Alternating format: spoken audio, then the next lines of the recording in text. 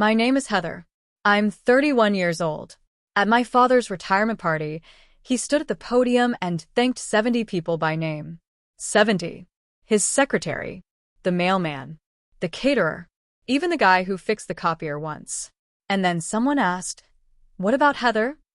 My father laughed into the microphone and said, "She's not worth mentioning." 70 colleagues watched. My mother stared down at her lap. My brother took a slow sip of water. And something I had been holding inside for 3 years, quietly, patiently, like a document waiting in a filing cabinet, clicked into place. I stood up. I walked to the podium, and I placed a folder down in front of him. His boss opened it before he could. What she read would change everything. For him, for my brother, and for a bridge that 10,000 people cross every single day. But before I tell you what was inside that folder, I need to take you back to the beginning. Back to a small town called Carver. And a little girl who kept taping certificates to a refrigerator that never wanted them. I grew up in Carver County, the kind of place where people know your last name before they know your first. And in Carver, the name Anderson meant one thing. My father, Gerald Anderson, Director of Public Works. 35 years on the job. The man who approved every road, every sidewalk, every drainage ditch in town. He was important. Everyone made sure I knew it. My brother Kyle, 3 years older, was the proof. Dad brought Kyle to construction sites before he could even tie his shoes. Introduced him at every county barbecue the same way, without fail. "This is my son," Dad would say. "He'll carry on the family name." Kyle would beam. Dad would squeeze his shoulder. And I would stand 2 steps behind them, holding my own plate, waiting for my turn. My turn never came. I was good at math. I loved physics. Every semester, like clockwork, I brought home honor roll certificates. I taped them to the refrigerator beside Kyle's football photos, fishing trips with Dad, and his first place ribbon from the county fair. By morning, my certificate was gone. Not moved. Gone. I asked my mother once. She said, "It must have fallen." It didn't fall.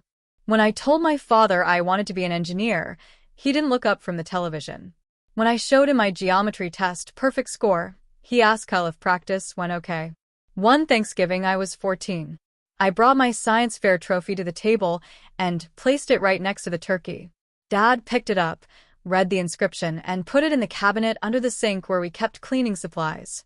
"Nobody cares about a piece of paper, Heather," he said. "Your brother actually does things." But I didn't give up. I thought if I tried hard enough, one day he would finally see me. I was wrong, but not in the way I expected. Senior year, I was accepted into State University with a full scholarship, civil engineering. The letter arrived on a Tuesday. I remember because I stood in the kitchen holding it for 20 minutes, rehearsing how I'd tell him. He wasn't home. He was at Kyle's community football game. Not a tournament. Not playoffs. Just a Saturday league scrimmage that happened to fall on the same evening as my high school graduation ceremony. My mother called from the bleachers. Her voice was low, so Dad wouldn't hear. "You know how your father is," she whispered. I'd heard that sentence my whole life. It was her version of an apology, soft enough to say, empty enough to mean nothing. Dad paid for Kyle's college. Private school. Business administration. Kyle moved into a dorm with a mini fridge and a flat-screen TV. I moved into a shared apartment off campus with 2 roommates and a hot plate. My scholarship covered tuition. Everything else, books, food, gas, I paid for waiting tables 4 nights a week. Nobody in my family mentioned my major. Not once. Not when I made the dean's list. Not when I earned an undergraduate research grant. Not when I finished top of my class in structural analysis. But they mentioned Kyle's promotion. Every Thanksgiving. Every Christmas. Every phone call. The Thanksgiving I graduated, 22 years old, magna cum laude, bachelor's degree in civil engineering. Dad carved the turkey and said, "Oh, an engineer? What are you going to build?"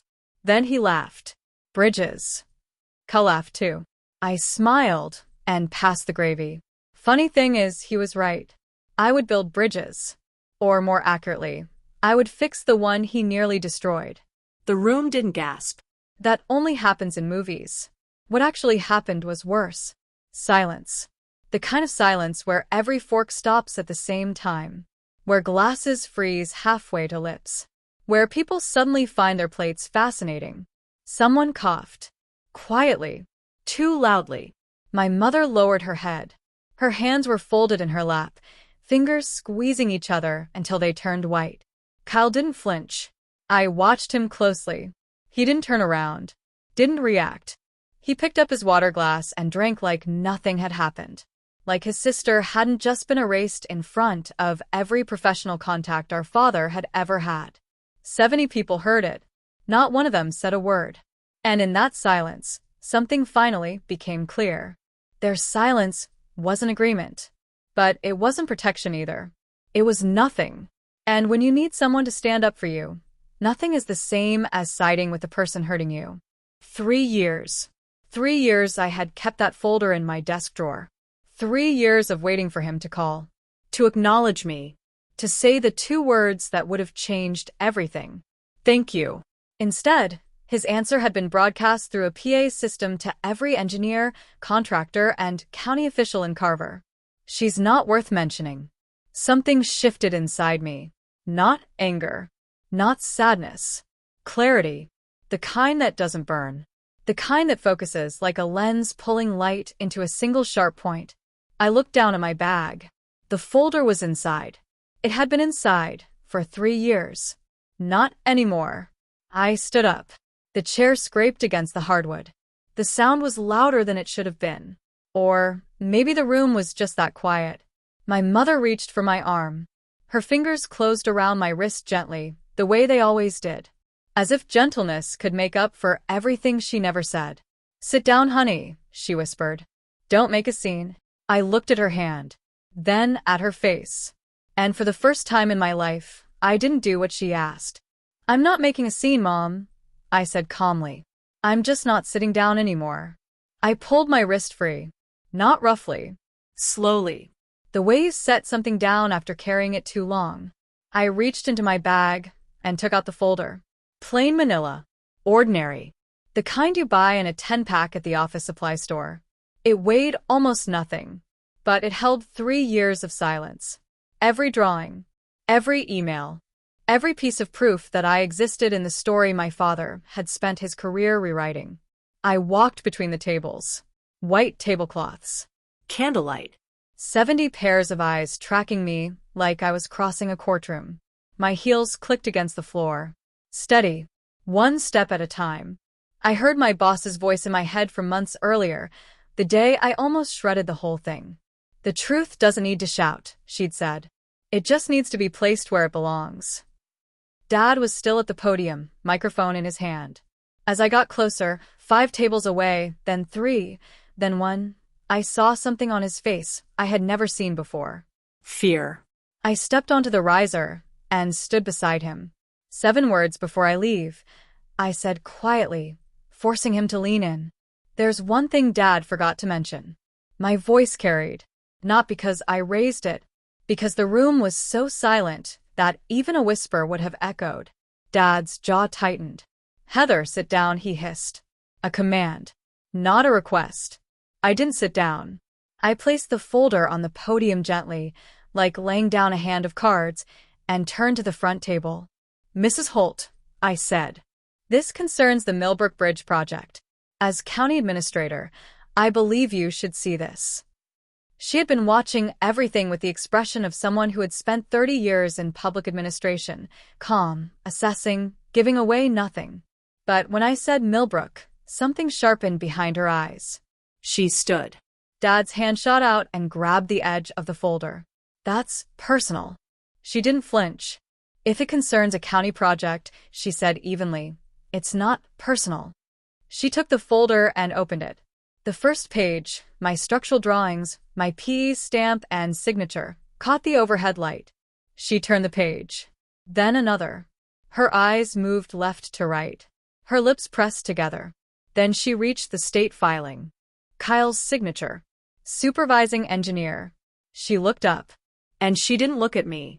She didn't look at Dad. She looked at Kyle. For one brief moment, doubt flickered through me. Was this the right thing to do? 3 years, I had chosen family over truth. If you had been standing where I was, holding proof while your father laughed at your existence, would you have opened the folder? Margaret turned another page, then another. And when she looked at Dad again, every trace of celebration drained from the room. Dad snatched the folder back. Papers scattered. 2 sheets slid off the podium and drifted to the floor. "This is a family matter," he snapped, his voice cracking on the word family. Margaret's tone dropped. "Those are county engineering documents, Gerald. Hand them back."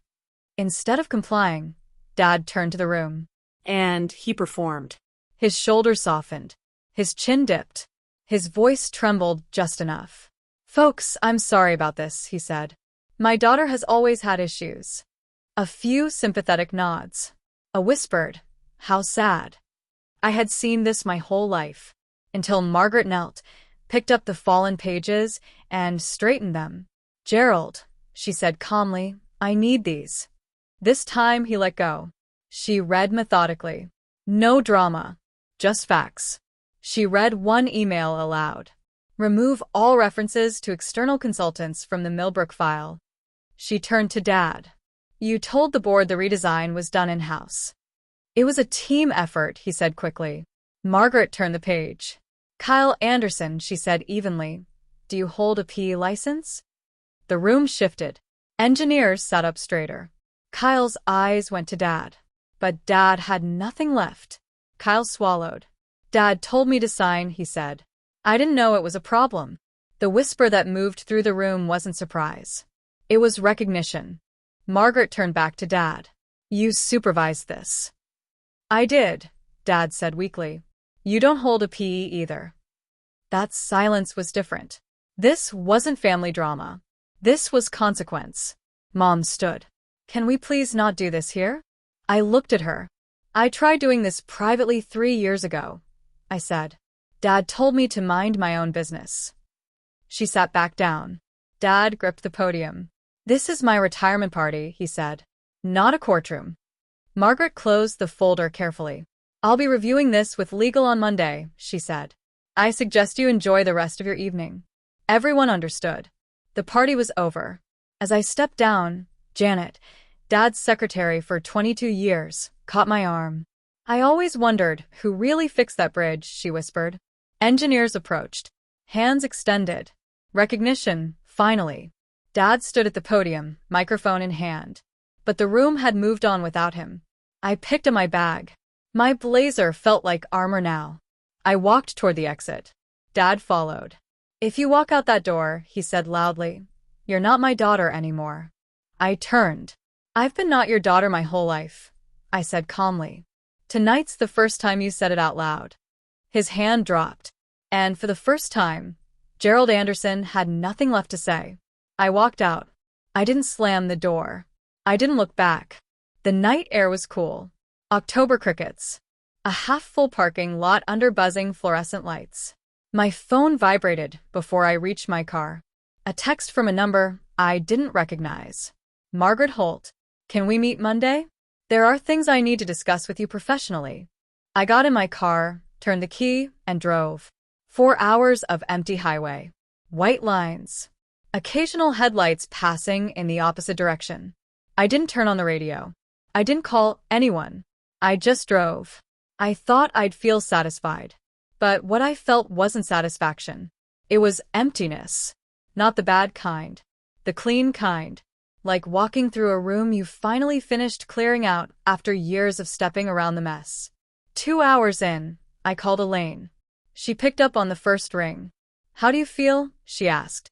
I thought for a moment. Like I finally turned in the last report. She laughed softly. The laugh of someone who understands that some victories don't feel like wins. "You didn't burn the bridge, Heather," she said. "You just proved who actually built it." I smiled. The first time all night. I got home at 1 a.m. Set my bag on the counter. It was lighter now. The folder was gone. Monday morning, 9 a.m. Margaret Holt's office. 3rd floor. The folder was open on her desk. A legal pad beside it, already filled with notes. "Sit down, Miss Anderson." I sat. She didn't waste time. The state board letter is authentic, she said. Your license checks out. She paused, then looked at me, not as an administrator, but as a person. Why didn't you come forward sooner? The truth was simple. He's my father. I thought he'd eventually do the right thing. She nodded. I've referred this to the county attorney. There will be a full audit. Kyle has been placed on administrative leave. I felt the weight of momentum. Once something starts moving, you can't steer it anymore. Over the next 2 weeks, 3 things happened. First, my father's formal recognition ceremony was quietly canceled. Second, the bronze plaque on the Millbrook Bridge was removed. Third, a public hearing was scheduled on PE certification compliance. Dad couldn't be fired. But his legacy, the thing he valued more than anything, was being rewritten. He called me. You destroyed this family. No, I said. You built a family where only one child mattered. He hung up. Mom called later. Your father can't sleep. I couldn't sleep for 3 years, Mom. Did anyone ask about me? Silence. Then quietly, I should have spoken up. It wasn't enough, but it was something. Kyle called one evening. Did you have to do it in front of everyone? You watched him say I wasn't worth mentioning in front of everyone. More silence. I didn't know the PE thing was that serious. I know. I told him to hire his own lawyer. Before we hung up, he said quietly, I'm sorry I never stood up for you. I believed him. The county signed a 3-year engineering retainer. They requested me as lead engineer. The Millbrook Bridge plaque was replaced. The firm name was there, and in the project file so was mine. An email arrived from a senior engineer. Some of the best structural work I've seen in 30 years. I printed it out and put it in my desk drawer. Not because I needed proof, because sometimes it's nice to see the words on paper. 6 months later, Dad stayed home most days. Mom sent a handwritten letter. I see you. I cried. Not because it fixed everything, because it finally named what was always true. One morning, I drove to the Millbrook Bridge. 7:15 a.m., pink sky. Cold air. A school bus crossed. A delivery truck. A minivan with car seats. The bridge held. Silent. Solid. Unnoticed. Exactly how good work is supposed to be. Nobody knew my name. They didn't need to. I stood on the walkway and watched the river pass beneath. I don't tell this story to make my father a villain. He was wrong, but he was human. Understanding someone doesn't mean accepting what they did to you. I stopped waiting. Boundaries aren't walls.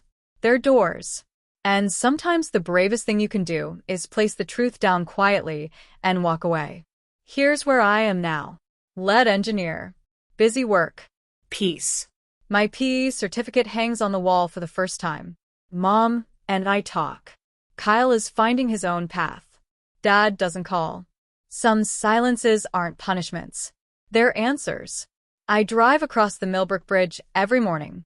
The bridge stands. And so do I. If you've ever stayed silent too long, or you're still deciding whether to speak, I'd love to hear your story. Thank you for staying until the end.